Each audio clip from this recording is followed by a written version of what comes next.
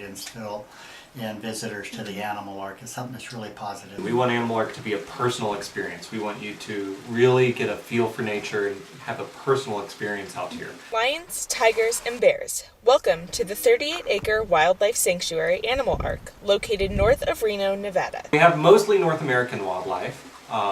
Mountain lions, bears, a jaguar, wolves, foxes, raptors, desert tortoise. And then we have two exotic species, the tigers and cheetahs. Once an animal comes here, it's typically here for its entire lifespan. We say we're making a commitment for life. Among the 36 different animals at Animal Ark, each one has been taken in for the same reason. We only take an animal when it cannot take care of itself and has nowhere else to go, and we have an appropriate home for that animal. You need time, you need money, you need space, and you need to know how to take care of that species. Education coordinator and administrative manager Alex Worsley started out as a volunteer and now works full-time. No 2 days are the same. I'll do a little bit of animal care, let the animals out into their exhibits, clean up behind them in their lockouts, kind of like their bedrooms in the back. We do field trips. We reach about 8,000 school kids every year. Animal Ark was started nearly 32 years ago by animal lovers Aaron and Diana Heibel. We both had a love for animals, and we actually got started out for all the wrong reasons. We bought a pair of wolves, a mountain lion, things like that, to raise as an exotic pet. And then we quickly realized that wild animals belong in the wild. They shouldn't be kept as pets. We found 70 acres out here to put Animal Ark, and that was 1981. Animal Ark is a nonprofit organization, and sometimes being on a budget is difficult. We just have to have a very good budget, and we have to be very careful that we are asking for enough donations and that people are supporting us.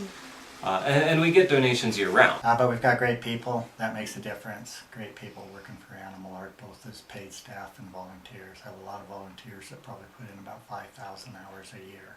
So that keeps us going.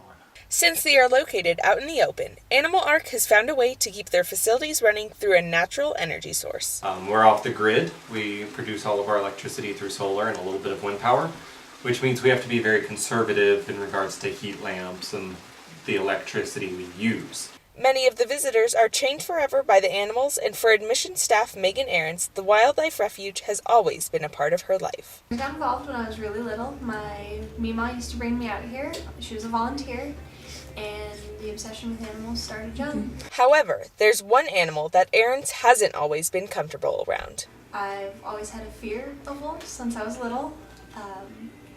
I kind of stayed away from ours just because I didn't feel really comfortable around them, but this last week we had one of the rescues that they have over 150 wolves that they shelter.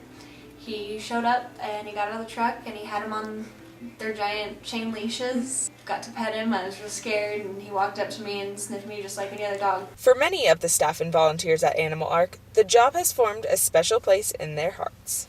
We definitely get connected, fall in love with each one of these animals. When I started to read on how we got them, the more I fell in love with each animal. Hearing a cheetah purr.